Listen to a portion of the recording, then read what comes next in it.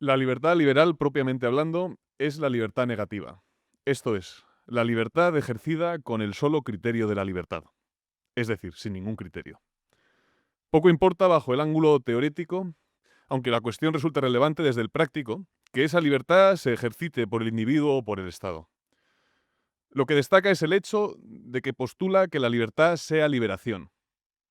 Liberación de la condición finita, liberación de la propia naturaleza, liberación de la autoridad, liberación de las necesidades.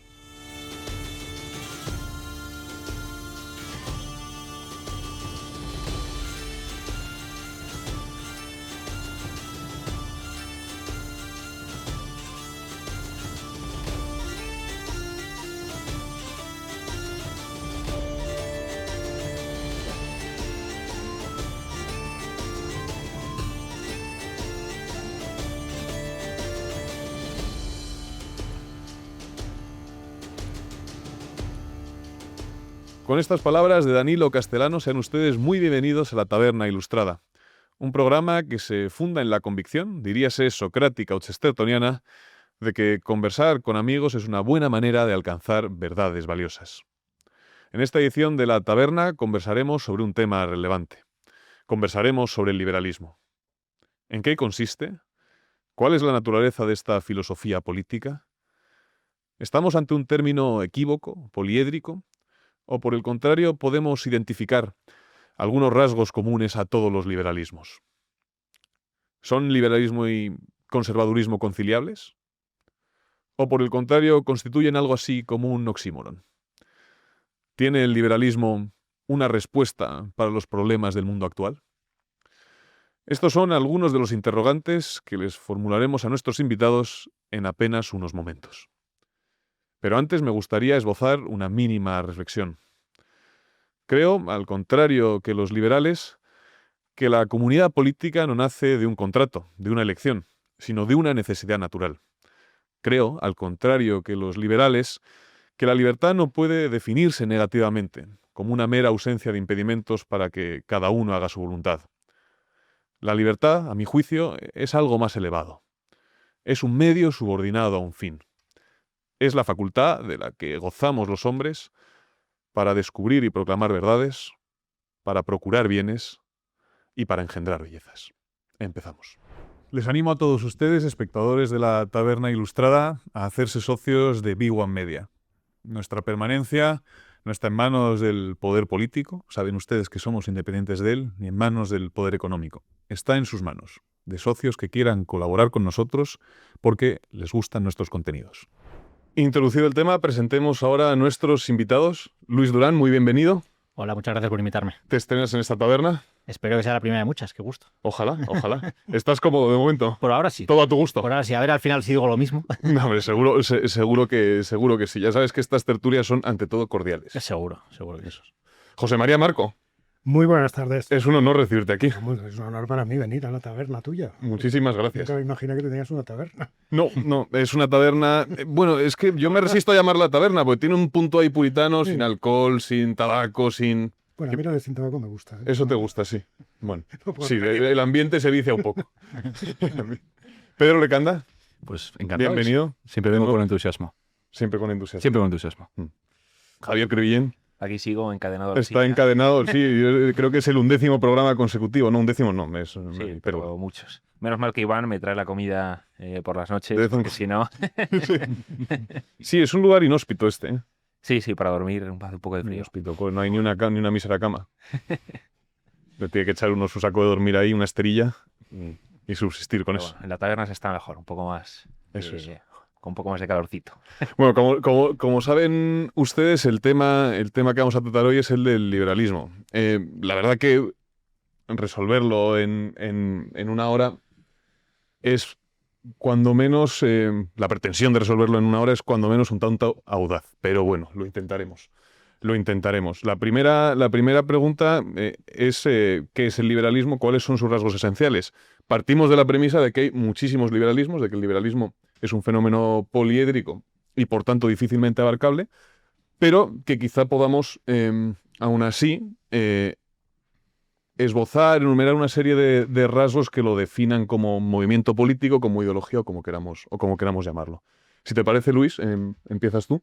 Sí, efectivamente el liberalismo es un movimiento muy diverso. Mm. Hay muchos liberalismos y depende un poquito, sobre todo estarás en un grado u otro dependiendo del papel que le adscribas al Estado, ¿no? Pero yendo a lo esencial, yo creo que el liberalismo tal y como por ejemplo lo define Mises, ¿no? En Liberalismo, una obrita no tan conocida como Acción Humana, pero muy ilustrativa del movimiento. Él dice que toda la doctrina del liberalismo se puede condensar en la palabra propiedad, ¿no? Para él la palabra propiedad es la palabra esencial del movimiento liberal. Y esa palabra tiene otras dos patas, que serían la libertad y la vida, ¿no? O la paz, como dice él, ¿no? La ausencia de violencia.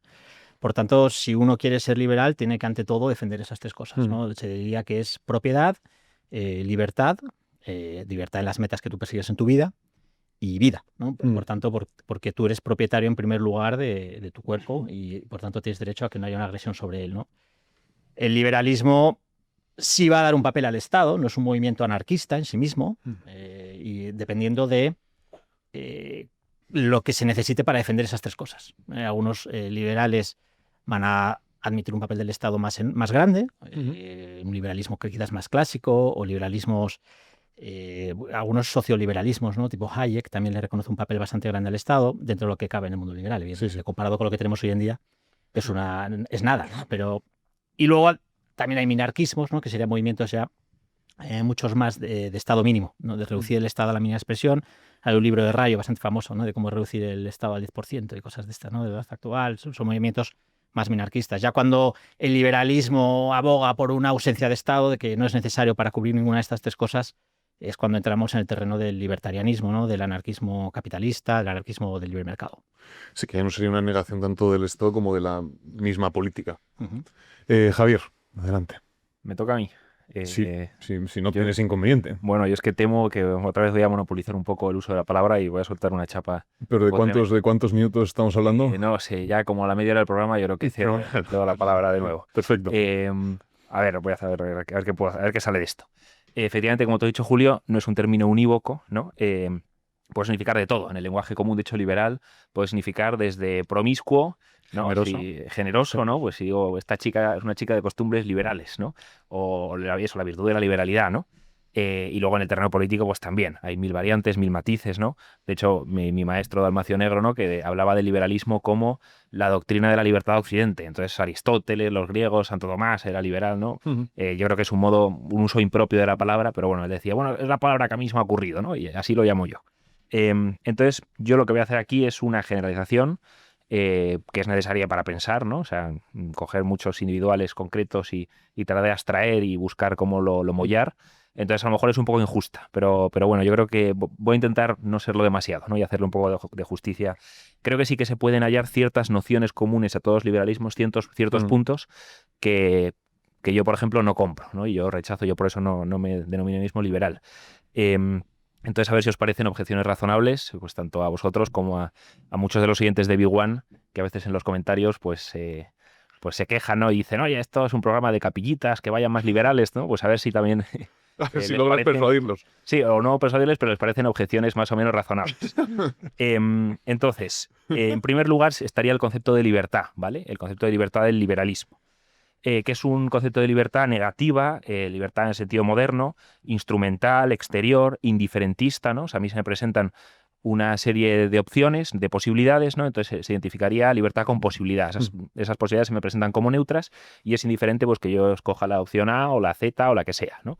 Estaría ejerciendo exactamente igual mi libertad pues si hubiera subido las escaleras y venido a la taberna, y sería igualmente libre si me hubiera quedado, yo qué sé, pinchándome heroína en el abajo, ¿no? O sea, estoy ejerciendo indiferentemente mi libertad, ¿no? Entre una serie de opciones que se presentan a priori como neutras. Para mí me parece que este es un concepto insuficiente, ¿no? O al menos un poco pobre de lo que es la libertad, ¿no? Primero porque sería imposible, ¿no? Porque somos seres limitados y este concepto de algún modo excluye el límite o lo rechaza, ¿no? Y toda nuestra decisión es limitada, nuestra decisión es condicionada por nuestra propia realidad.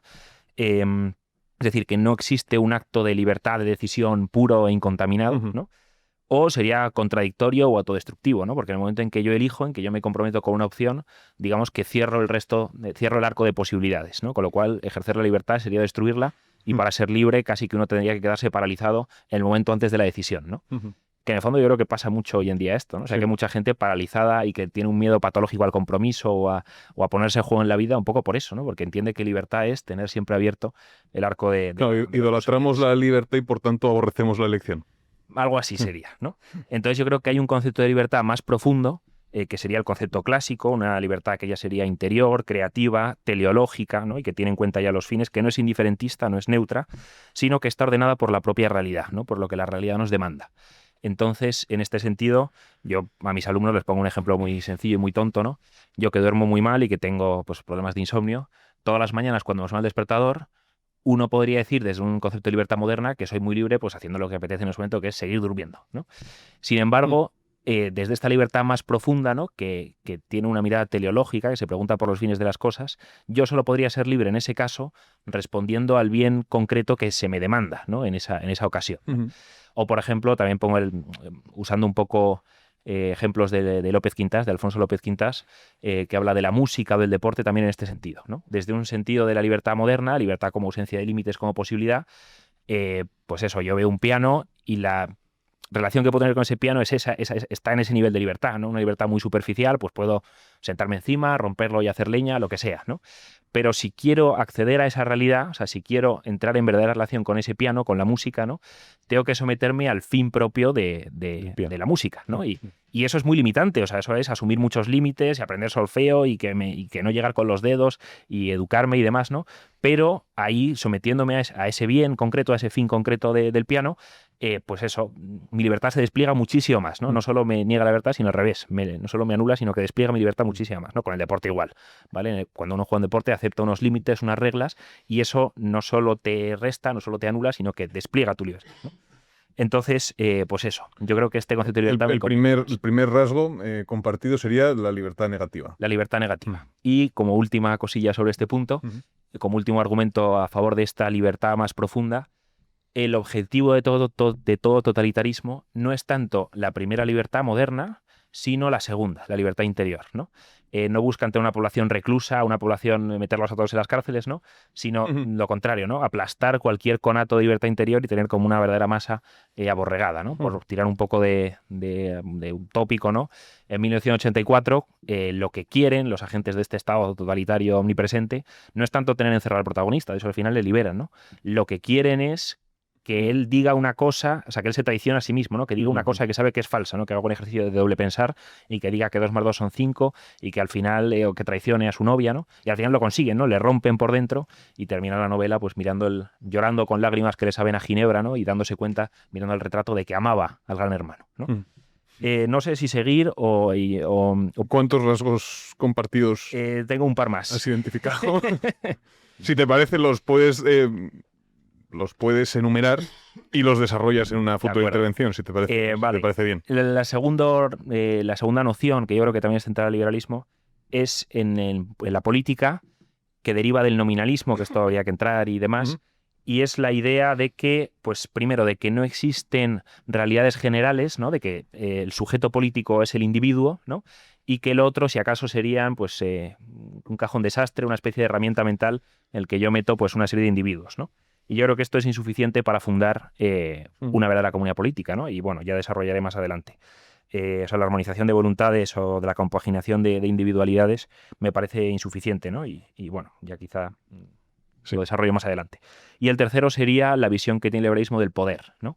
Antes hablaba con Luis y me decía que él ha jurado de toda fe liberal porque él es libertario, ¿no? Y entonces él rechaza el Estado en todas sus facetas, ¿no? Y es verdad que hay una visión, yo creo que común a todo el liberalismo, una visión negativa del poder, ¿no? Del poder como algo malo. Y aquí está la frase famosa de Lord Acton, ¿no? De que el poder corrompe, el poder absoluto corrompe absolutamente.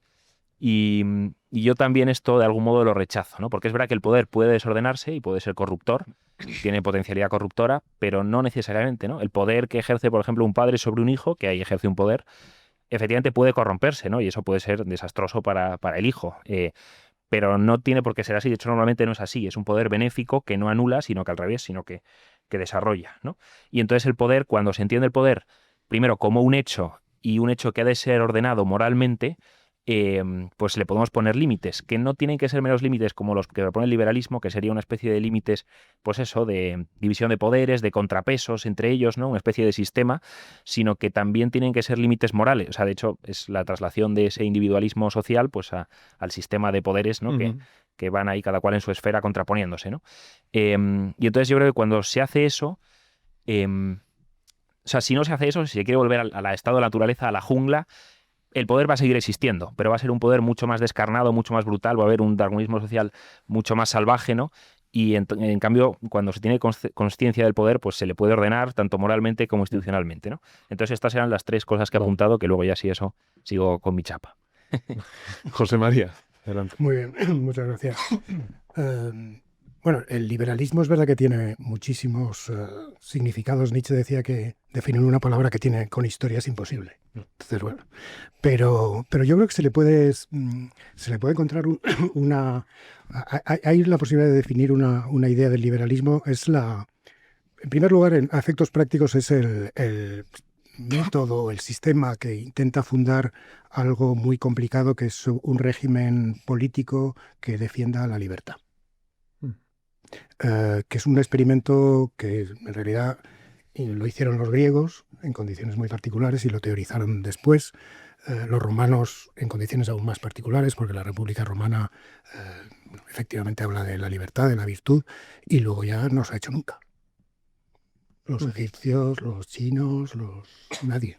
Los musulmanes, es decir, es un ejercicio estrictamente occidental, es decir, que en ese sentido es una filosofía política muy original de Occidente. En segundo lugar, es una filosofía política que por esto mismo, que intenta unificar o fundar un sistema político basado y que defienda la libertad, desde el principio tiene ciertos rasgos, ¿no? Acompaña al pensamiento occidental, a la cultura occidental desde finales de la Edad Media y principios del Renacimiento. Y ha sido, en realidad, la filosofía política que ha sustentado Occidente desde entonces, casi completamente. Claro, el problema que encontraba la política en ese momento y la filosofía política era primero cómo salir del poder de la Iglesia. Entonces Maquiavelo, una línea fundamental en el liberalismo, ¿no? La independencia de lo político, ¿no?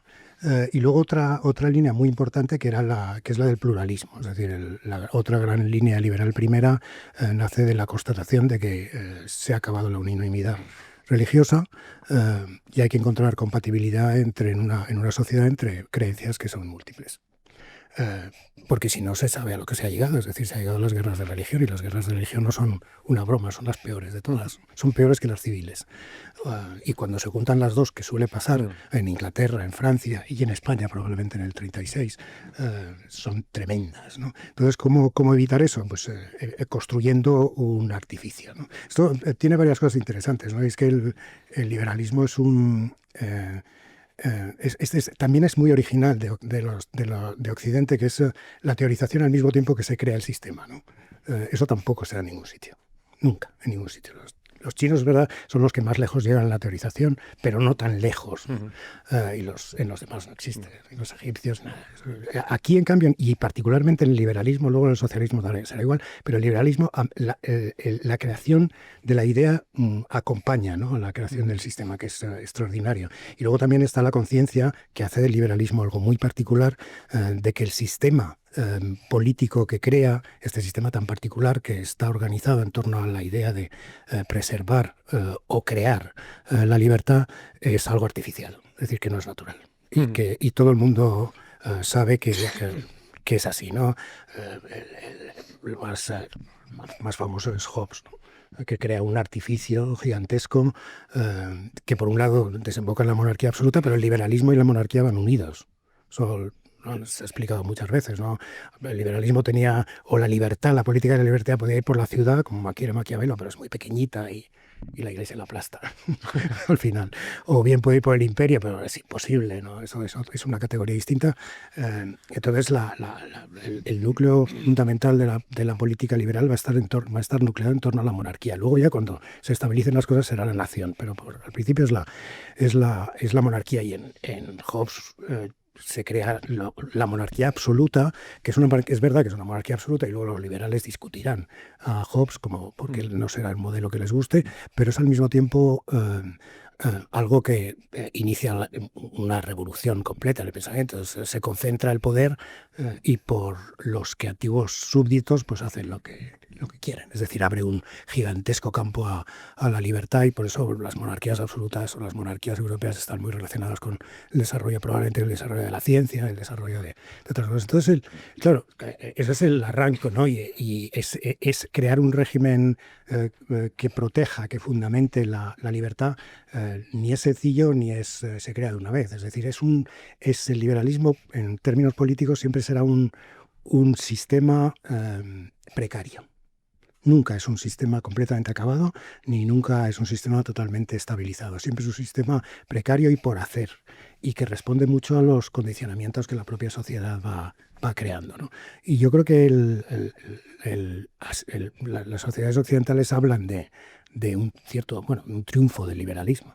Lo que pasa es que luego, efectivamente, puede haber dos momentos del triunfo del liberalismo, el siglo XVIII y luego todo el siglo XIX, ¿no? Que no es lo mismo, no son lo mismo, y luego a finales del siglo XIX ya entramos en una arremetida brutal contra el liberalismo. Brutal. El siglo XX es muy poco liberal, muy poco liberal. En cambio, el XIX sí lo es en grandes términos, pero es que ahí hay otro problema, que es la reconciliación del liberalismo con la democracia, que es otro problema grande, ¿no? Y serio, ¿no? Porque la libertad y la participación del pueblo en el poder no es exactamente lo mismo. Y luego viene, claro, están las diversas concepciones de la libertad y la democracia, ¿no? Los norteamericanos, aunque en Norteamérica la palabra liberal, ¿sabes qué quiere decir? Progresista, sí. ¿No? Y estamos en otro de los grandes equívocos, ¿no?, de este mundo.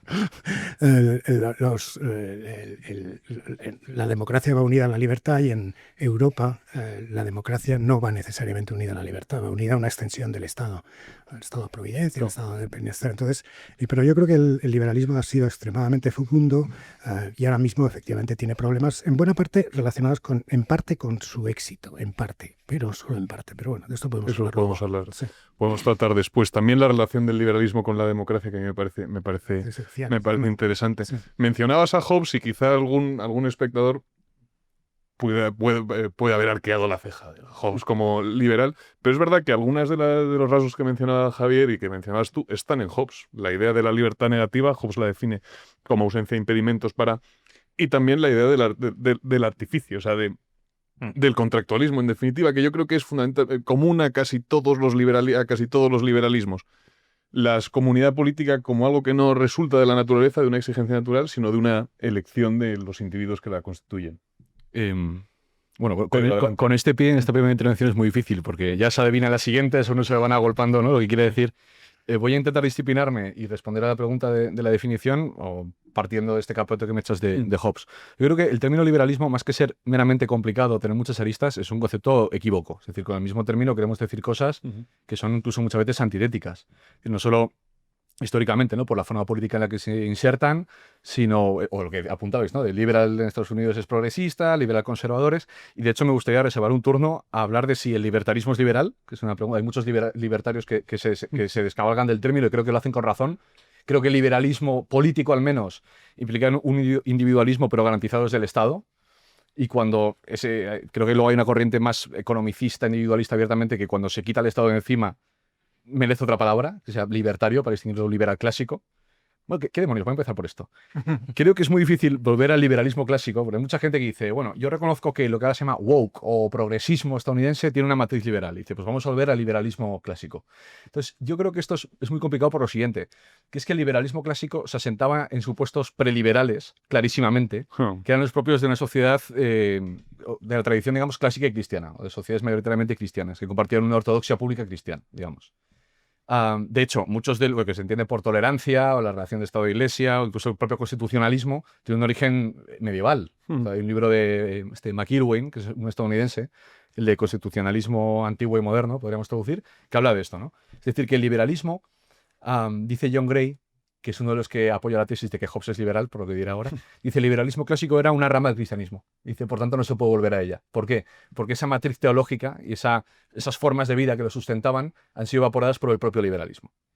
Esto es lo que quiero decir. Entonces, apuntado que probablemente el libertarismo merezca otro concepto, a mí el liberalismo clásico me parece que es imposible, creo que es una nostalgia o creo que es una melancolía, y es imposible por el propio devenir de la sociedad liberal que ha ido evaporando los presupuestos en los que se fundaba, ¿no? La famosa frase de Beckenferde, el Estado liberal o secular, se sientan presupuestos que no están en condiciones de garantizar, no solo eso, tiende muchas veces a destruirlos, ¿no? Entonces, dicho que él llama hiperliberalismo, además, al progresismo, es decir, que es un liberalismo ya desembridado de todo elemento preliberal de contención. Y en último término habría que preguntarse, bueno, sí, luego podemos hablar de liberal conservadurismo.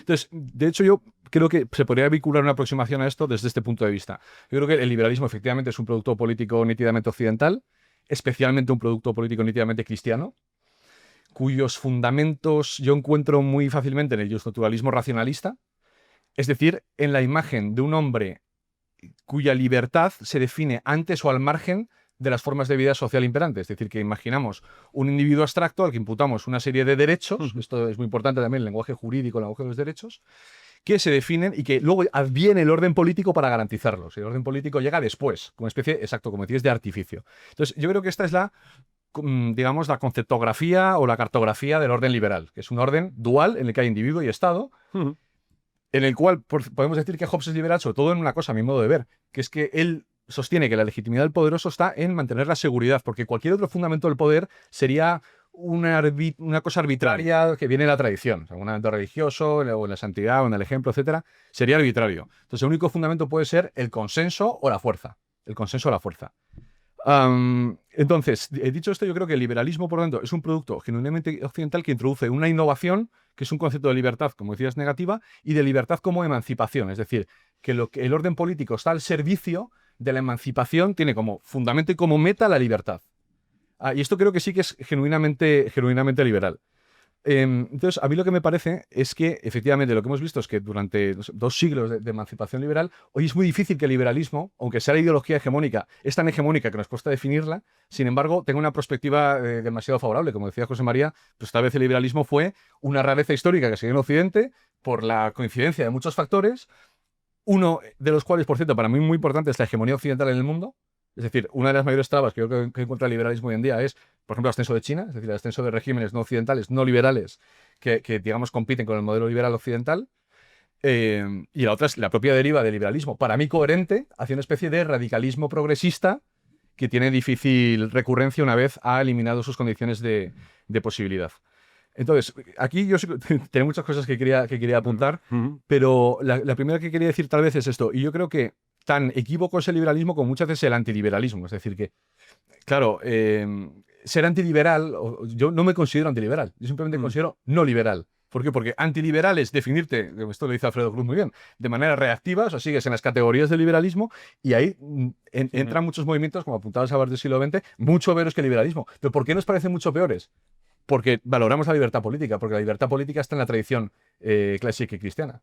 Entonces, en fin. Pues yo creo que antes de introducir más temas en el debate, os voy a dar la oportunidad de replicaros y de dialogar, porque creo que se han dicho ya muchas cosas, que la mayor parte de las cosas de los temas que se van a tratar ya se han enunciado y que merece la pena detenernos en ellos. Así que, Luis, si te parece. Sí, a ver, el liberalismo creo que tiene una gran virtud, y es que explica las cosas con bastante sencillez. Yo creo que es un sistema de ideas que permite clasificar y categorizar la realidad de forma bastante contundente, ¿no? Entonces, ¿cuándo una medida es liberal? Políticamente hablando, ¿no? Una medida es liberal cuando yo puedo no cumplirla y no me pasa nada.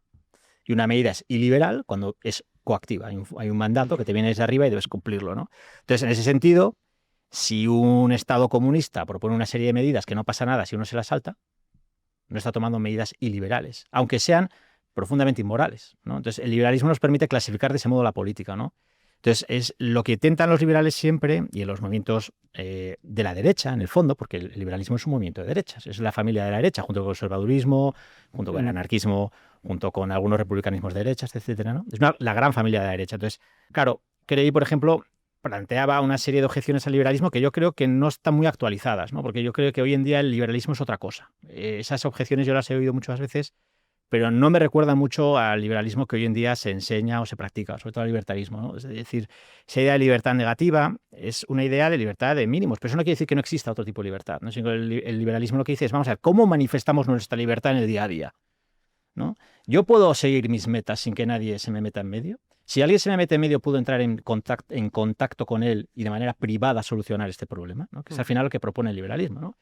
La idea de libertad como pura voluntad, como pura potencia, que hablaba Krevi, es una libertad moderna, pero es una libertad también muy antigua, por lo menos este Pelagio. Ya se conocen, el pelagianismo es una herejía, como conocéis, que hablaba precisamente de esto, ¿no? De que no se necesitaba a Dios, nuestra libertad es pura. Entonces, tampoco es tan moderna. Ya sabéis que no hay nada nuevo bajo el sol. Y ya San Agustín peleaba contra ella. Entonces, al final, yo creo que lo que han dicho aquí es que el libertarismo se apoya mucho es un movimiento cristiano occidental y se apoya mucho en la idea cristiana de libertad. No ha tenido lugar en otro lado del mundo, efectivamente. Y es imposible que se diera, ¿no? Entonces, ser liberal o iliberal, en el fondo, es muy fácil de definir.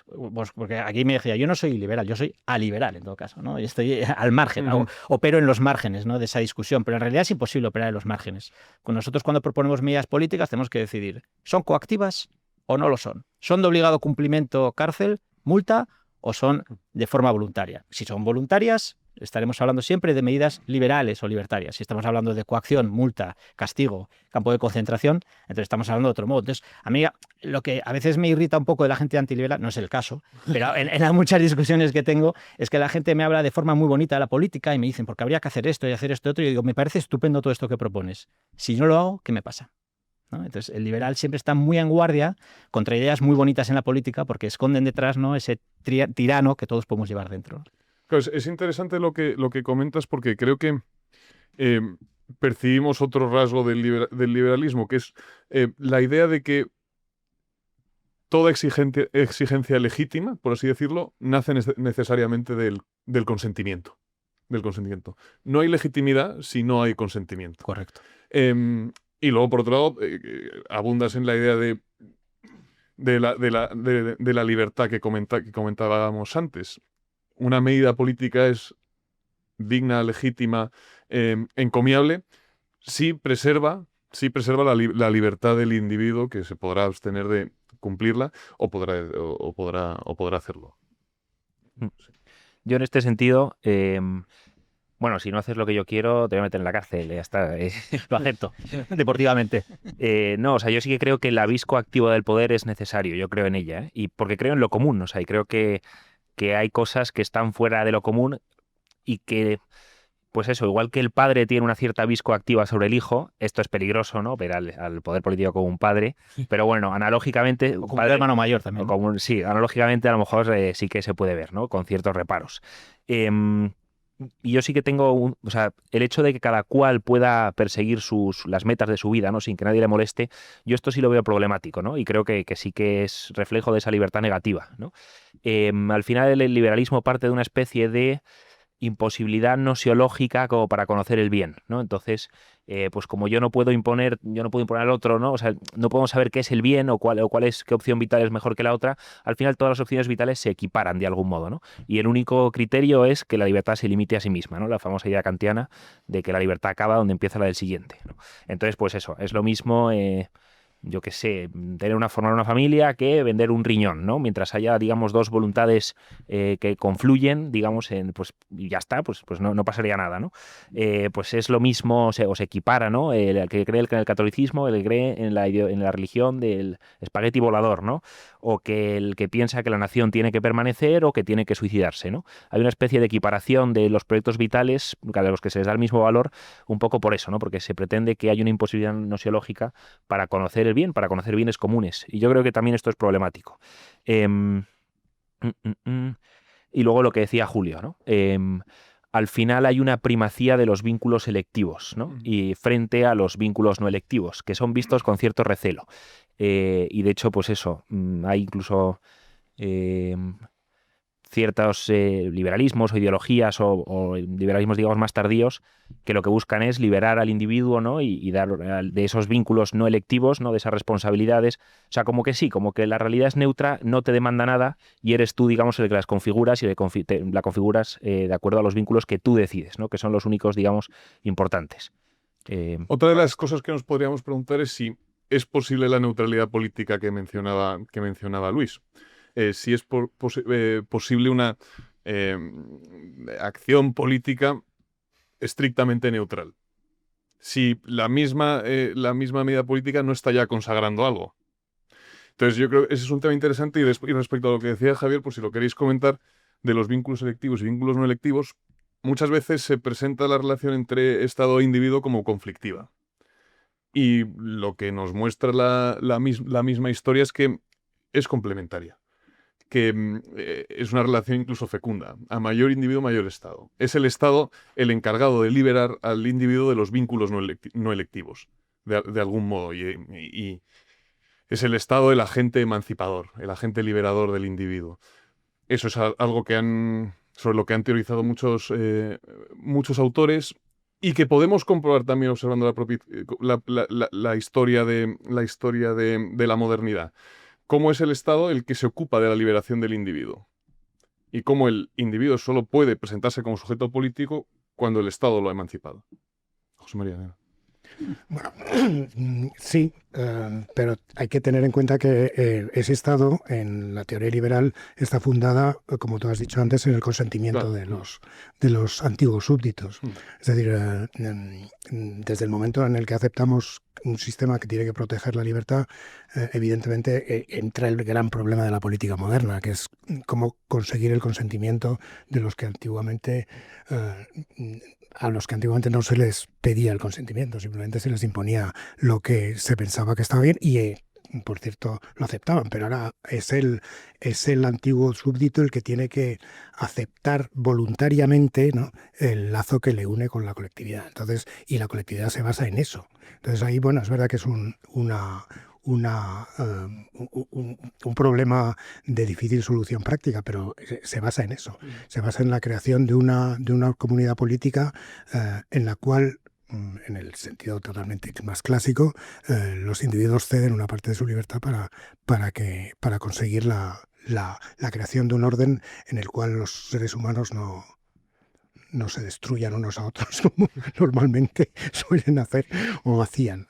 Entonces ese es el núcleo fundamental. Entonces, sí, efectivamente, podemos equiparar todas las libertades, pero el orden liberal se impone la preservación de una serie de cuestiones que son imprescindibles para que los ciudadanos o las personas que participan de ese orden sean libres. Es decir, el liberalismo desde después de la Revolución Francesa está en una situación un poco particular, ¿no?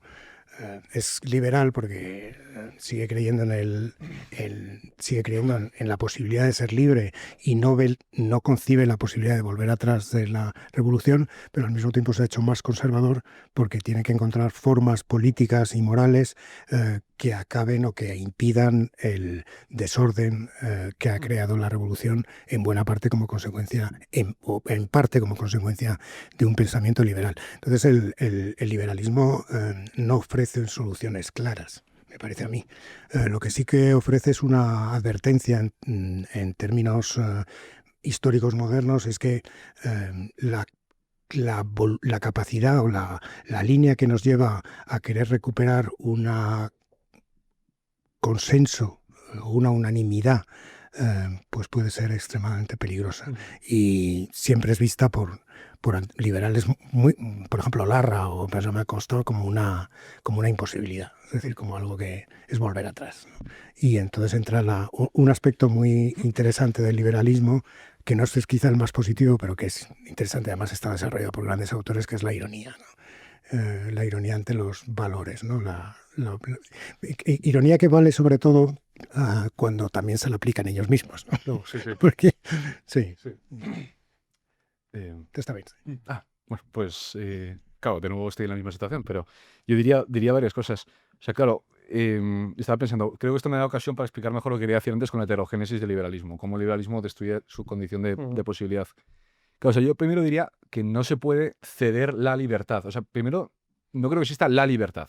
O sea, creo que existen libertades, que para que sean operables tienen que estar definidas y que están definidas en torno a instituciones de las que uno participa, que tienen un cierto telos, y algunas de estas instituciones centrales para mí y constitutivas de orden social no son electivas y, sin embargo, son esenciales para que ese orden de libertad política se mantenga.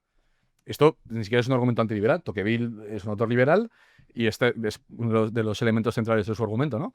Es decir, que para que no nos llamen capillitas, no voy a decir la religión, aunque evidentemente uno es la religión, otro es la familia, otro es, no sé, la patria.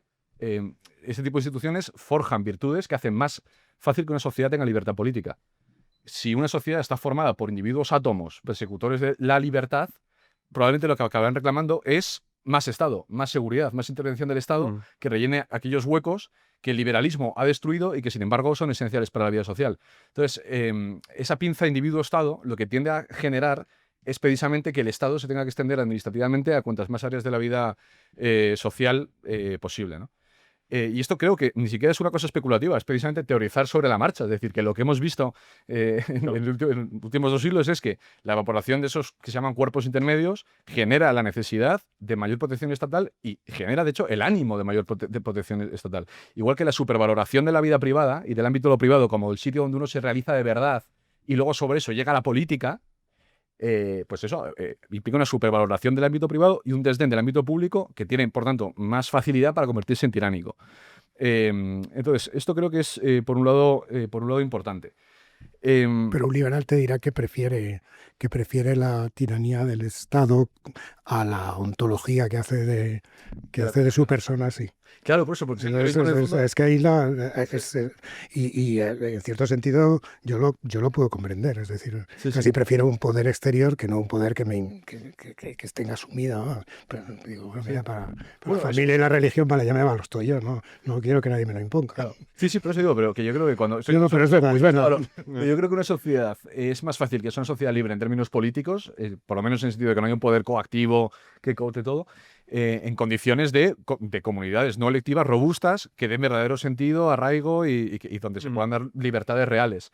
Entonces sí, a lo mejor efectivamente es lo que dices. Y dices, oye, tengo tanta animadversión al cura y al padre autoritario que prefiero que haya un Estado totalitario. Pero de hecho, el propio liberalismo está minando las condiciones de su posibilidad. Luego, yo creo que todo poder tiene una dimensión directiva y otra coactiva, necesariamente. Es decir, no podría haber un poder político no coactivo. Es decir, sencillamente, bueno, primero porque hay ciertas prohibiciones en las cuales es imposible que exista una sociedad. Es decir, por ejemplo, la represión de aquel que asesina a otro. Y luego está la determinación de la pena, pero es un principio de razón natural.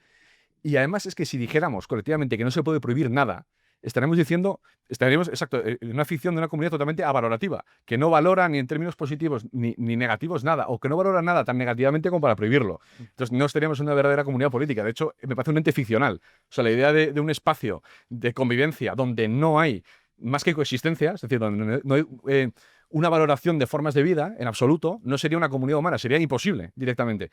Que esto, por eso, cuando preguntabas, la concepción esta del Estado neutral, meramente procedimental, instrumental, ¿es posible? De hecho, no. Es una falsa representación de otra cosa que se hace, que es imponer un etos desde el Estado, pero es un etos liberal, y que es una cierta antropología que implica unas ciertas preferencias y que incentiva unas formas de vida en detrimento de otras. Pero es que esto no puede no existir. O sea, no puede haber una sociedad sin valoraciones prácticas, porque la política necesariamente tiene una vis directiva.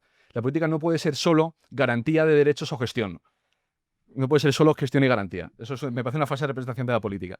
Y luego sobre el antiutopismo... Eso sí constituye un fin, o sea, constituye un telos. Sí, no es tanto la negación de un telos como su degradación. Es el telos de la política, erigir la neutralización del conflicto, por ejemplo, la preservación de las libertades y los derechos como telos de la política. Y pensar que cuando decimos, no, que cada uno realice su proyecto de vida, como si esas realizaciones de proyectos de vida no se dieran en un contexto social, no se dieran en un ámbito preconstituido. Es decir, que es, por eso digo, operar todo el rato con ficciones. Por eso me parece que el liberalismo, más que algo malo, es una falsa representación de la razón práctica.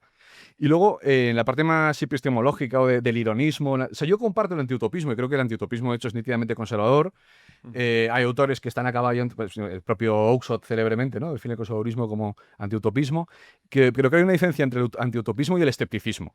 O sea, el escepticismo fuerte, que es propio de muchas vertientes liberales, esto de hecho Pierre Mann dice el liberalismo es la forma política del escepticismo, me parece que es otra cosa. Es decir, y creo que si tú eres totalmente escéptico, es decir, si dices, oye, como esto es tan complicado que viva gente con proyectos de vida distintos, que vamos a intentar no valorar nada, aparte de ser eso falso, insisto, porque sí que estás prefiriendo formas de vida, pero sin decirlo, creo que hace que la única manera de resolver conflictos morales sea o el emotivismo, es la crítica de McIntyre, claro, si dices que ninguna pretensión se puede presentar en el espacio público como más razonable o mejor que otra, la única manera es la emoción, o es esto de la retórica de los derechos, de tengo un derecho porque tengo una pretensión y porque me afecta, y entonces y es ese emotivismo o la fuerza directamente. Es decir, si dices, claro, si no hay un principio arquitectónico, una cierta idea de bien común que ordena los fines y que hace que prefiramos unos sobre otros, se impondrá el del más fuerte o el del más llorica, diría. o el sofista más hábil. Claro, el sofista más hábil. Pero nadie impide a las personas o a los ciudadanos o a los grupos exponer ante la opinión pública, ante el público, su idea del bien. Claro. Claro. Sí, pero que no. No, es decir, es verdad que el Estado está relativizado, ¿no? Con respecto a la ciudad antigua, a la polis, etcétera, o a la idea de la ciudad de Dios, ¿no? Pero bueno, en el liberalismo, dentro de unas reglas, ¿no? Que el derecho natural impone, la posibilidad de imponer una vida buena, de exponer los motivos o los objetivos de una vida buena, están ahí, porque nadie te impide exponerlos y encontrar el aplauso de los demás. No, en eso estoy totalmente de acuerdo, o sea, pero esa es precisamente la gracia, o sea, el hecho de que no sea impositivo, de que es una disolución mucho más sutil y mucho más efectiva, porque claro, las doctrinas comprehensivas que dice John Rawls, estas las descartamos, o sea, las cosas que comprometen la libertad hasta un punto casi irrevocable, es decir, por ejemplo, una es la adscripción a una patria, que es una decisión que puedes ejercer la secesión, pero es muy difícil, o las doctrinas comprehensivas, que ahí siempre están pensando en la religión. O sea, en el fondo es el miedo a proyectos de vida o doctrinas muy sólidas que coarten la libertad de los individuos. Entonces, estas quedan descartadas. La moral es un elemento privado, no solo la religión. Luego, prácticamente, la moral de los grupos es una cosa privada. Entonces, ¿qué acaba siendo esas morales y esas doctrinas? Digamos, irrelevantes. Es decir, al Estado le da igual tu proyecto de vida, pero es que tu proyecto de vida da igual. Es decir, entonces, al final, lo que se impone es una cierta antropología muy determinada, que de hecho se ha impuesto en todos los países liberales en un cierto sentido, pero que se disfraza de neutral o de elegida por la gente. No, también está sugerida y está promovida por el poder político. Luis, ¿te parece? Sí, bueno, yo creo que a veces los conservadores, yo soy libertario conservador, o sea, para mí la comunidad perfecta sería Hobbiton. Y Hobbiton es una sociedad anarquista, de derechas. ¿No? Ahí no hay poderes coactivos. Bueno, hay un alcalde, Sam fue alcalde cuando volvió de... Sam era un buen tío, jamás pondría la mano encima a nadie. y ese es el ideal libertario. Yo creo que a veces nos imaginamos una especie como de comuna hippie extraña, que es además muy poco funcional socialmente, ¿no? Los libertarios, yo creo que el tema de la neutralidad ética es una objeción muy antigua. Pero yo creo que hoy sigo pensando que hoy en día, el liberalismo y el libertarianismo hoy en día no defiende ese tipo de ideas. Al revés, hay muchas normas y tienen que estar en continua competencia unas con otras, porque es la única manera, en el fondo, de saber cuáles funcionan y cuáles no. Pero es que no sois liberales, sois libertarios, sois otra tribu. Peores o mejores. Entonces, vestís mejor. Entonces la idea, claro, es que... Entonces, yo creo que hace falta a veces echo de menos una crítica a la razón conservadora, ¿no? El estilo kantiano, ¿no? A veces... Yo creo que el conservadurismo también necesita una pequeña refundación en algunas de sus ideas, porque oigo algunas defensas del Estado muy ardorosas, ¿no? Y yo creo que la familia de la derecha tiene que desconfiar del poder siempre. No digo negarlo, no tiene por qué haber una negación absoluta del poder por sí mismo, pero desde luego la desconfianza tiene que ser muy grande, ¿no? Entonces, si no tenemos cuidado, podemos acabar defendiendo cosas que son, yo creo, pertenecen a otro aspecto político. El Estado, como mínimo, ha de ser contemplado con sospecha. Y siempre debemos preguntarnos desde la derecha ¿esto que se está haciendo desde lo público se podría hacer mejor y más eficientemente desde el mercado? Yo creo que es una pregunta o de forma privada. Cuando hablo de mercado hablo de forma muy amplia, ¿no? Entendiendo el mercado como toda acción humana privada. Entonces, eso es lo que nos preguntamos los libertarios. Y los liberales hasta cierto punto. Los liberales piensan que no, que hay unas cosas que sí que tiene que hacer el Estado. Los anarquistas libertarios, entre los que me sitúo, no, todo puede ser hecho privadamente. Incluso esa provisión de justicia y de castigos se puede hacer privadamente, como se ha hecho muchas veces en la historia, por cierto. Entonces, al final, yo creo que desde la familia de la derecha lo que tenemos que pensar es, y esto enlaza un poquito yo creo que con la idea del liberal conservador, ¿no? ¿Puede haber conservadurismo liberal? ¿Puede haber algún tipo de alianza entre esos dos movimientos? Y digo, por supuesto, ¿no? Siempre que el conservador yo creo que tiene que admitir que la idea de bien común, si bien es muy bonita, tiene muy poco significado. A veces está muy vacía. O sea, es una expresión muy bella, pero que en política me parece peligrosa. Porque el bien común nunca es común, es siempre mayoritario. Siempre hay alguien que se pone. Siempre, que solo sea una persona, ¿no? Entonces siempre hablamos de un bien mayoritario. Entonces, al final, ese bien común, por muy bien que sea, se tiene que imponer coactivamente. Y yo lo que me pregunto es, si un bien común ha de imponerse coactivamente, si no puede competir libremente en un mundo de ideas, ¿cuánto de bueno es, ¿no? Entonces, al final, yo creo que los libertarios, y en cierto modo los liberales también, planteamos un desafío, ¿no? No quiero decir que no haya un bien común. Yo soy católico, yo soy capillitas, como vosotros. Y entonces yo sí que defiendo que vale. Lo que no defiendo es que yo pueda imponerlo a nadie, ¿no? Yo no tengo por qué obligarle a una persona a vivir según mi modo de vida. Yo siempre digo, no, la religión me obliga a mí, no a ti. Entonces, al final, la idea del bien común yo creo que es peligrosa y nos desliza por pendientes resbaladizas que luego pueden llevar a cosas que no son nada buenas, ¿no? Por tender también algún tipo de puente, ¿no? Yo sí que también creo que es importante la desconfianza hacia el poder, ¿vale? O sea, no verlo como algo malo, ni siquiera como un mal necesario, pero sí como tener algo peligroso. algo que potencialmente sí puede volverse en nuestra contra, ¿no? Muy fácilmente. Y es verdad que el liberalismo tiene mucho éxito, ¿no? Y de hecho hay muchos youtubers y hay mucha difusión, digamos, precisamente porque es una vía de escape, porque ahora mismo estamos viendo, digamos, al poder en su faceta, digamos, más opresiva, asfixiante y abusiva, ¿no? Pues eso, el Estado español es una cosa que efectivamente hay una carga fiscal verdaderamente asfixiante para que una familia pueda desarrollar un proyecto de vida. La creatividad de empresa está también completamente, es imposible, ¿no? O sea, todos los requisitos que uno tiene que hacer para abrir una empresa, la cuota de autónomos, o sea, verdaderamente, sí, ahí yo estoy completamente de acuerdo, ¿no? Y creo que ahí la solución pues sería desincentivar, desregular, el tema del suelo con la vivienda, lo mismo, ¿no? O sea, que ahí puede haber soluciones comunes, ¿no? Pero yo creo que el liberalismo es más que esto, ¿no? No es solo bajar impuestos, sino que es algo más. Bueno, además que el Estado de hoy es que sustituye todo, sustituye a la sociedad, monopoliza todo, monopoliza lo público, ¿no? Se ve, por ejemplo, incluso en la cultura, que parece que es la manifestación más espontánea de un pueblo, pues no, es una cosa que ahora ya está dirigida, sustituida por el Estado. El cine español, pues es lo que el Estado financia y lo que, ¿no? O ahora he visto hace poco la noticia de que van a hacer Sálvame, el antiguo Sálvame lo van a hacer en televisión española, ¿no? Entonces hasta es el Congreso de los Diputados, en realidad. Claro, hasta las manifestaciones más degradadas de la cultura, pues ahora también tiene que venir el Estado a monopolizarlas y a reproducirlas, ¿no? Y a hacerlas para que sean funcionales a las lógicas estatales, ¿no? Entonces sí, en ese sentido, ahí estoy de acuerdo. Sin embargo, sobre la concepción política del liberalismo, y aquí aprovecho y desarrollo un poco lo que se me ha quedado de antes.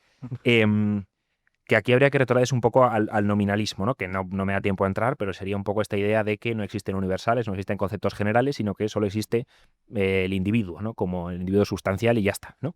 De hecho, hace poco... Un famoso dicho de la tradición, esto es, todos son partes. O sea, solo existen partes, claro, no existe un no hay todo, un todo, claro. efectivamente, ¿no? De hecho, hace poco, yo he discutido con algún liberal y luego es que hace poco salió un vídeo de Huerta de Soto, ¿no? Que decía que las naciones no existen, ¿no? Que España no existe. ¿Dónde está España? ¿No? ¿Dónde está? Las naciones no existen, ¿no? Solo existen las personas, los individuos, ¿no? Aquí habría que hablar de la analogía del ser, ¿no? De que el ser no es del mismo modo, pero bueno, eso tampoco da tiempo. Entonces, quizá lo contesto con un ejemplo muy sencillo, ¿no? Si uno cruza el estrecho, encuentra otra cosa distinta, ¿no? No encuentra unos individuos perfectamente intercambiables por nosotros que concurren a un mercado, curiosamente realidad general que sí existe, ¿no? Sino encuentra algo distinto, ¿no? Y quizá esos individuos son portadores de una cultura, ¿no? Y esa cultura no solo los conecta entre ellos, sino que los conecta también con sus antepasados, ¿no? Con la gente que ha estado antes. Y una serie de intangibles políticos que los hace distintos, ¿no? Y ahí a lo mejor hay una idea de nación, ya hay algo ahí existente, ¿no? Que a lo mejor efectivamente no es un individual, no es una sustancia individual, pero es un orden, una unidad de orden que sí que existe, ¿no? Y los vincula entre sí y los enfrenta a otros. Efectivamente. La idea del individuo intercambiable es muy, muy peligrosa en política. Sí. Y de hecho, vamos, todo el tema de la inmigración masiva, este fenómeno, parte un poco de esto, ¿no? Que los individuos son como divisas, que me faltan, hay un problema de natalidad en España, pues hay que meter a no sé cuántos cientos de miles de personas de otro lado, ¿no? Entonces, el problema de que el sujeto político para el liberalismo sea solo el individuo, ¿no? Y rechace esta idea de los universales o de los conceptos generales, al final, y además es eso, como habéis dicho antes, ¿no? Un individuo abstracto al margen de sus relaciones, de sus vínculos previos, ¿no? Que es pensado extrínsecamente al margen de la comunidad, reduce la política, como hemos dicho, a una compaginación de voluntades individuales y lleva al rechazo de lo común. Pero lo cierto es que esto a mí me parece un error y me parece muy, muy destructivo. O sea, que efectivamente el liberalismo se autodestruye, ¿no? Porque no somos indiferentes, no podemos ser indiferentes a lo común. O sea, no podemos ser indiferentes que en el parque en el que uno lleva a sus hijos, pues haya un tío drogándose, ¿no? O haya un tío haciendo lo que sea, ¿no? Por mucho que esté en su esfera de individualidad, realizando pues lo que, sin molestar a nadie, ¿no? Sin chocar con la esfera de individualidad del al lado, ¿no? No somos indiferentes a la cultura en la que nos movemos, ¿no? Pero ese problema que aludes, perdóname, el problema es porque es un parque público. Si fuera privado, no suceden ese tipo de problemas. No es broma. Es, Bueno, al final, Bueno, sí, muchos de estos problemas que se comentan de convivencia son problemas derivados de que el uso de esas zonas es público. Eso no lo vas a ver en una urbanización. Vale. Pero ya te digo, si hubiera un problema... No, es verdad. El hecho de que, por ejemplo, hay un problema... Imaginad que el problema de drogadicción lo pasamos lo circunscribimos a lo privado, ¿no? Y hubiera un problema, el problema que hay de el consumo de antidepresivos que hay en España, ¿no? O de problemas mentales. No podemos ser indiferentes a eso porque nos movemos en esa comunidad y es un problema verdaderamente común, ¿no? En la cultura es un bien común. Que hay una cultura que está dirigida en un cierto sentido, que por ejemplo sea hostil a la familia, pues a mí me parece que no podemos rechazar esto, no podemos mirar hacia otro lado, ¿no? Yo creo que en la urbanización también es posible, incluso probable, la dictadura de una mayoría. Que en la urbanización, que digamos, podemos decir que es una realidad privada, hay un ámbito público.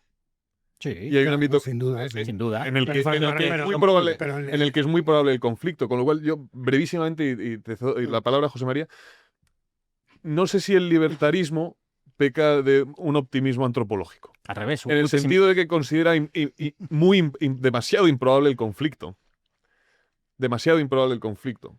Y cree que en una comunidad en la que no haya jerarquías, en la que no haya un poder que se imponga coactivamente, en esa comunidad va a haber una realidad armónica, idílica, edénica casi. Pero bueno, no lo sé, es una pequeña objeción. No, pero lo dejo hablar a él. Sí. No, bueno, pero en recurriendo a los términos clásicos del liberalismo, se trata de encontrar las fórmulas que impidan esa aplastante superioridad política de la mayoría, ¿no? El liberalismo también siempre ha sido una política de las minorías en este sentido, ¿no? No en otro sentido, pero en este sí. De todos modos, nos dais la sensación de que la situación ahora ya, estamos hablando en términos de filosofía clásica. Bueno, hay un aspecto del escepticismo que es clásico, ¿no? Que es el ser humano está entre el derecho y lo divino y la realidad, ¿no? Entre Rousseau y Dios y Maquiavelo, ¿no? Y no tiene acceso a lo de arriba, aunque lo intuye, y tampoco tiene capacidad de control sobre lo de abajo, ¿no? Entonces siempre se mueve en un terreno un poco complicado, ¿no? Pero tiene que tener en cuenta evidentemente las dos cosas, ¿no? Pero aparte de eso, nos da la sensación de que la realidad actual ha desbordado completamente los términos del debate, que es tal como lo estamos planteando. Es decir, ahora mismo nos encontramos con una sociedad en cierto sentido natural, como lo quería el liberalismo, pero a otro nivel, en la cual el Estado satisface o garantiza todos los deseos de los individuos, que es una situación estrambótica y muy nueva y muy particular. Es decir,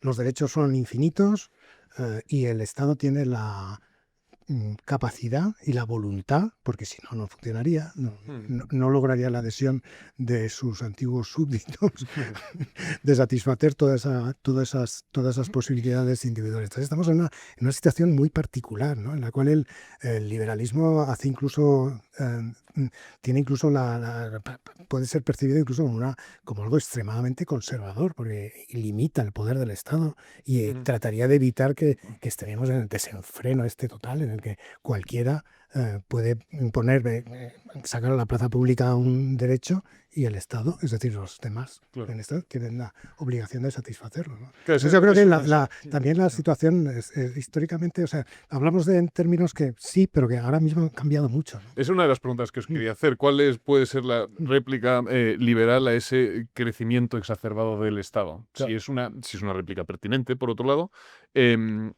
o si efectivamente la realidad es tan distinta, la realidad es tan sumamente singular, por así decirlo, que el liberalismo carece de respuestas. que es lo que plantean, bueno, teóricos a los que Pedro ha leído con fruición, los liberales, sí. Sí, los liberales, bueno, el libro que se hizo famoso es el de Patrick Deneen, sobre todo famoso por su amistad con J.D. Vance y demás, que es el de ¿Por qué ha fracasado el liberalismo?, cuya tesis es que ha muerto de éxito, ¿no? Es que ha muerto de éxito. Y de hecho, me viene de perlas el ejemplo que ponía José María, ¿no? Y yo esto lo pensaba hace poco con el ejemplo de eutanasia.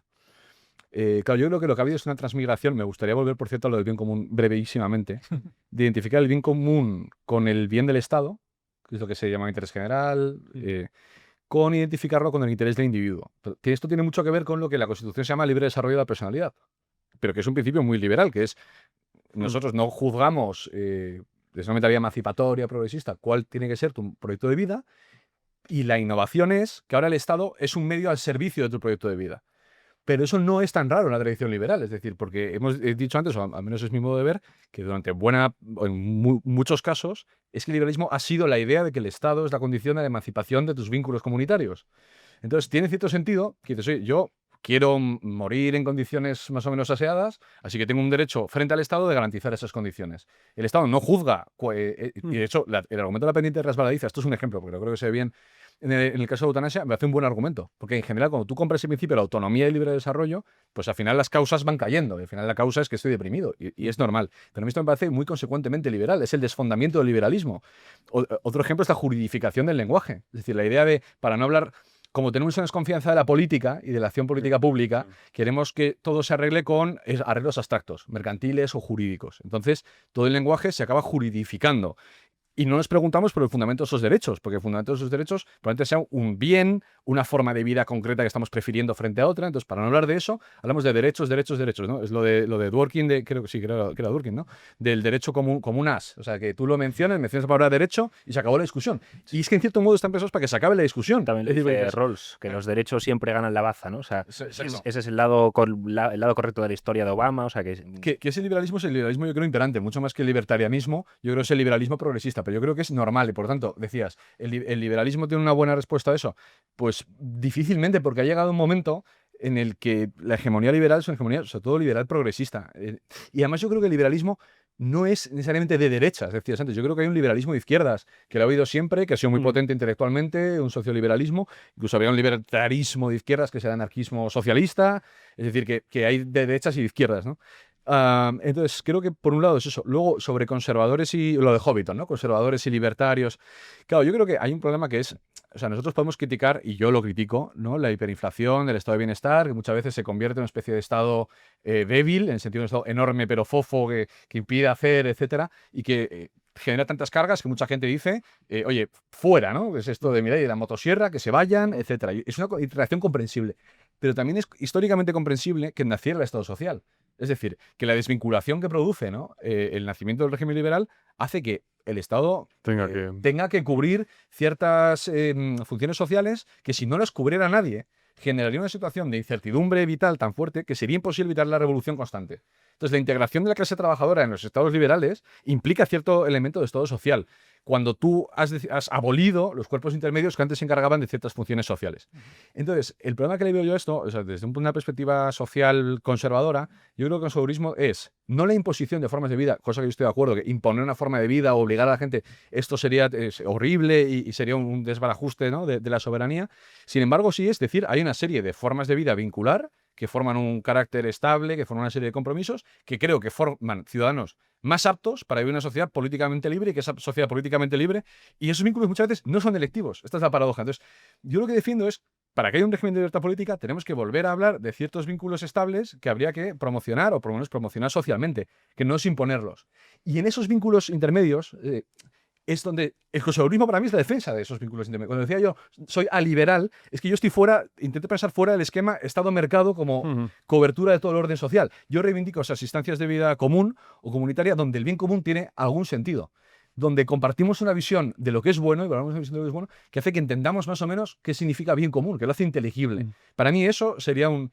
¿Y qué pasa muchas veces con el libertarismo? Que, aunque es verdad que existe una corriente con la que, por cierto, a mí me interesa muchísimo y me parece muy interesante intelectualmente, como la que tú representas, ¿no? De paleolibertarianismo, paleoconservadurismo libertario, creo que en la situación actual sería algo así como decir, es decir, estos vínculos intermedios de los que vengo hablando y defendiendo no están. Y además te voy a quitar al Estado. Y además en virtud de, no en tu caso, pero en el caso de cierto libertarismo hegemónico, en virtud de un discurso economicista. Entonces, eso creo que generaría, o sea, creo que es un discurso que sería aún más disolvente. Es decir, si tú además quitas el Estado y no hay otras formas de vida comunitarias más o menos vertebradoras, creo que estaremos en una situación incluso peor que en la situación del estado de bienestar decadente. Ese es mi punto de vista. Luis, adelante. No, yo ya Es la última intervención. Sí, por terminar y por cerrar un poquito, yo estoy totalmente de acuerdo con lo que ha hecho él. O sea, no te pongo un pero. O sea, creo que es correcto el análisis. Creo que si se disolviera el Estado surgirían espontáneamente, Claro, ese es el debate. ese tipo de cuerpos intermedios. Creo que el ser humano no está mal de la cabeza. Creo que al final entre todos nos organizaríamos para cubrir esos huecos. Y de hecho, la idea de fondo del libertarianismo es que una vez desaparezca el Estado, abres el espacio a la libertad para que sucedan esas cosas, ¿no? Y el bien común del que hablamos no es que no exista, es que surge de esa manera también. Es mediante la lucha entre las diferentes opciones de vida, no la lucha, sino la competencia, digamos, no violenta entre formas de vida, ¿no? Al final hay ciertas instituciones que incluso en este liberalismo que vosotros criticáis, en este modo de vida que nosotros vivimos, no han sido abolidas, ¿no? Por mucho que se ataque a la familia, es imposible acabar con ella, ¿no? Por ejemplo, es imposible. Porque es la forma más eficiente de tener hijos, de organizarse, etc. Lo intentan por todos los medios, pero es imposible. Al final, si hacemos una estadística, casi todo el mundo lo tiene, ¿no? Y ha nacido en una familia. Entonces, al final es imposible. Entonces, lo que proponen los libertarios es precisamente, dejemos a esos cuerpos intermedios surgir espontáneamente sin necesidad de que el Estado tenga que intervenir constantemente en nuestras decisiones, ¿no? Yo creo, preguntaba Julio, ¿no? ¿Qué puede aportar el liberalismo para solucionar los problemas actuales o cómo podemos salir de estos escollos políticos en los que nos encontramos?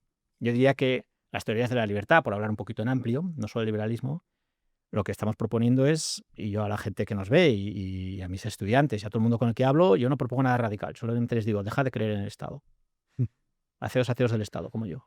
Y una vez dejas de creer en él, te das cuenta que efectivamente no existe España, existen los españoles. Y de repente tu perspectiva cambia, ¿no? Es muy importante, ¿no? No es que no haya grupos, es que el sujeto de derechos es un individuo. No puede ser un grupo, porque entonces entramos en tentaciones colectivistas.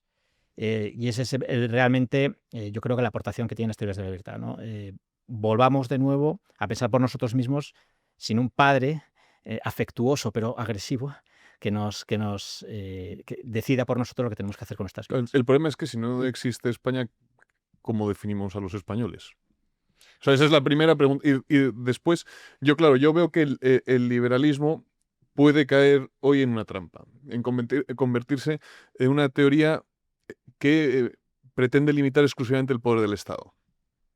Pero el Estado no es el único que reúne poder hoy. ¿Cómo responde el liberalismo, por ejemplo, a las grandes multinacionales? Y a la amenaza que suponen también para toda comunidad política. Incluso para el mismo Estado. Hay grandes multinacionales que someten a los estados. O los bancos. Estados subordinados a las grandes multinacionales, a los bancos. ¿Cómo puede responder el liberalismo a ese problema? ¿Es una teoría de la limitación del poder del Estado o de la limitación del poder en general? Entonces son preguntas que me temo que a las que los liberales hoy no han prestado suficiente atención, pero no lo sé. Sí, estoy de acuerdo. Y creo que muchas veces desde el libertarianismo hay que recordar que el Estado no es el único agresor contra nuestra libertad. Existen muchas instituciones que pueden hacerlo. Claro. Una de las más perniciosas, la DGT, ¿no? Por ejemplo. Claro. Pues es parte del Estado, ¿no? Sí, terrible, Parte del Estado. terrible, de las peores. José María y cierra Javier. Bueno, el liberalismo para lo que puede servir hoy es en realidad el papel que tenía antes el conservadurismo, me parece. Es decir, una especie de escepticismo acerca de la posibilidad o de la ambición no totalitaria, sino totalizadora, ¿no? de cualquier principio, de cualquier idea, de cualquier ideología, de cualquier pensamiento, y el pensar también, o la advertencia de que conocemos o sabemos a lo que puede llevar esa ambición en situaciones modernas. Es decir, primero es imposible volver atrás, o me parece a mí, es decir, no hay algo que se rompió, y en segundo lugar, cuando habiéndose roto esto, la voluntad de volver atrás es extremadamente peligrosa. Entonces en eso el liberalismo por lo menos sigue sirviendo como advertencia. Recogiendo varias cosas, me encanta acabar porque puedo hacer trampa y dejar el debate un poco en mis términos. Confiamos en que no hagas trampa. Recogiendo rápidamente seguros que va a hacer varias cosas que habéis dicho. O sea, este concepto de libertad, ¿no? Que yo digo que sí que es libertad moderna, pero precisamente porque surge del voluntarismo, ¿no? Del nominalismo. O sea, es como el canto del gallo de la modernidad, ¿no? Que es transferir la voluntad, o sea, la potencia absoluta de Dios, divina, ¿no? Esa voluntad omnipotente divina, ¿no? Al individuo o al Estado, ¿no? El Estado lo hace Hobbes, ¿no? Crea ese Deus Mortalis, esa especie de monstruo gigantesco, ¿no? O al individuo. Y también ahí el derecho sufre una transformación. El derecho ya no es el reparto de lo justo, sino que son reivindicaciones, son una especie de presupuestos morales inscritos en mi naturaleza que yo reivindico frente al otro, ¿no? Y ya digo, y esto... O sea, esto no genera una neutralidad. O sea, el hecho de que haya muchas reivindicaciones individuales con nada común no es neutral, o sea, porque en el fondo es un proyecto emancipatorio. El paradigma emancipatorio no es neutral, ¿no? Y aquí, segundo punto, el tema de la neutralidad. Desde estos presupuestos, ¿no? De libertad negativa se habla muchas veces, pues eso, de legalizar las drogas o de legalizar la prostitución, ese tipo de cosas, ¿no? Como si fuera algo, pues eso, tú, mientras haya voluntades que confluyen, pues no hay ningún problema, ¿no? Puedes elegir si consumir drogas o prostitución, decantarte por no consumirlas. O no. O si vivir en una sociedad en la que tal o no, ¿no? Y yo creo que esto, o sea, las leyes tienen, efectivamente, además también porque hemos sustituido la moralidad precisamente por esto, ¿no? Por esta hipostasiación de la voluntad, hemos sustituido la moral por la ley, ¿no? Y de hecho sancionar una ley es santificar, viene de sanctio, ¿no? Y entonces de algún modo tú lo estás consagrando y lo estás poniendo en el ámbito de lo público, de lo aceptable, ¿no? Entonces yo con la neutralidad tendría ciertos reparos y por eso ahí entiendo que hay cosas que hay que prohibirlas y otras que hay que promoverlas, ¿no? Entonces solo sobre eso... De algún modo legalizar es legitimar. De algún modo, y sí. Legitimar es consagrar. Y ya lo ultimísimo, sobre esto que me has dicho, José María, me ha parecido muy interesante, ¿no? Ese escepticismo, esa ironía liberal que también está en el conservadurismo. Se publicó un libro hace unos años, ¿no? Que es este famoso del retorno de los dioses fuertes, ¿no? Que es verdad que después de la Segunda Guerra Mundial hay una cierta prevención, un cierto miedo a las identidades fuertes, ¿no? Que pretendan configurar lo común o que se puedan imponer, ¿no? Entonces es mucho más seguro pues recluir al individuo en su propia esfera de individualidad, ¿no? Y así pues no vuelva a salir Hitler, ¿no? Sin embargo, yo creo que esta aproximación es falsa, ¿no? O sea, que a una identidad falsa hay que ponerle una identidad verdadera, ¿no? Cuando, por ejemplo, en Cataluña hubo todo el problema del procés y demás, la defensa que se hizo fue desde una identidad floja, ¿no? Entonces, pues salía, o cuando Cayetán Álvarez Toledo, ¿no? Habla del patriotismo constitucional, de valores abstractos de la libertad, de la igualdad, ¿no? En el fondo eso no inflama el corazón de nadie, ¿no? Y nadie quiere morir por el sistema métrico decimal, ¿no? Como decía Agustín de Foxá. Y de hecho, si uno se fija, por ejemplo, en la resistencia al totalitarismo, en los grandes resistentes, por ejemplo, al nazismo, no son el Capitán América, ¿no? No son gente que lucha por la democracia, sino era gente muy arraigada y con identidades muy fuertes, ¿no? Está, por ejemplo, el círculo de Kreisau, que eran todos aristócratas, católicos, nacionalistas, ¿no? Franz Jägerstatter, de la película de ¿cómo se llama esta? De Terrence Malick, de La vida oculta, ¿no? Que era un católico y por su fe ve que no puede hacer el juramento de fidelidad a Hitler. Franz Reinich, el de Sonrisas y lágrimas, el capitán el von Trapp, ¿no? Que era también un nacionalista austriaco. O sea que me parece mejor para combatir la falsa identidad como remedio al totalitarismo estar bien arraigado y una identidad como muy fuerte, ¿no? Muy buena conclusión. Solo me queda pediros una recomendación literaria, cinematográfica respecto a este tema que pueda iluminarlo. No sé quién quiere empezar. Pues yo, muy sencillamente, voy a recomendar el libro que he leído esta tarde para preparar el programa, Toxipolis, de Alfredo Cruz Prados. Que ya lo recomendó usted. Ya lo recomendé, sí, pero como no soy sofista, cuando me preguntas 2 veces lo mismo, respondo lo mismo las 2 veces. Qué gran respuesta. Qué gran respuesta. Javier. Pues yo recomendaría La política de Aristóteles, que a la que hay que siempre estar volviendo. El libro de Denín que has citado, ¿no? Porque está bien, es muy divulgativo de por qué fracasa el liberalismo. Y luego los de la Radical Orthodoxy, sin yo estar de acuerdo en muchas cosas con ellos, creo que son interesantes para pensar fuera del esquema liberal, ¿no? Kavanagh, por ejemplo. El libro de Kavanagh. John Milbank. Kavanagh, me gusta mucho el de imaginación teopolítica, ¿no? La política como un ejercicio de imaginación. Entonces... Sí, de hecho, habla sobre el origen del Estado y, de hecho, imputa las guerras de religión no a la proliferación de distintas religiones, sino al afán homogeneizador del Estado. Teoría que a mí me parece cuando menos sugerente. Luis. Sí, yo para profundizar un poco más también las diferencias sobre libertarismo y liberalismo, hay una charla que da Huerta de Soto en Students for Liberty hace unos años, que se llama Liberalismo versus Anarcocapitalismo, que es muy sugerente y muy divertida. Y respecto a libros, pues cualquiera de Thomas Sowell, por ejemplo, es un economista americano de color y que es un hombre, me parece, muy, muy, muy clarividente y además de ideas muy conservadoras. O sea que cualquier cosa que se lea es buena de él. José María. Sí, bueno, el tema de la democracia que hemos tratado poco, pues a Tocqueville estaría Sí. así, ¿no? La democracia en América.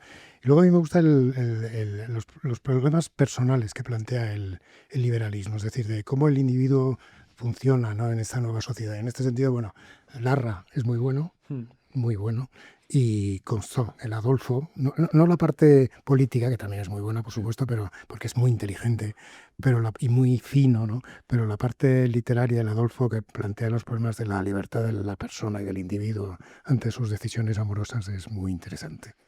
Pues nada, muchísimas gracias. También es que luego se me olvida y es, yo creo, lo más relevante que vamos a decir. Se trata de animar a nuestros espectadores a hacerse socios del club de Big One Media.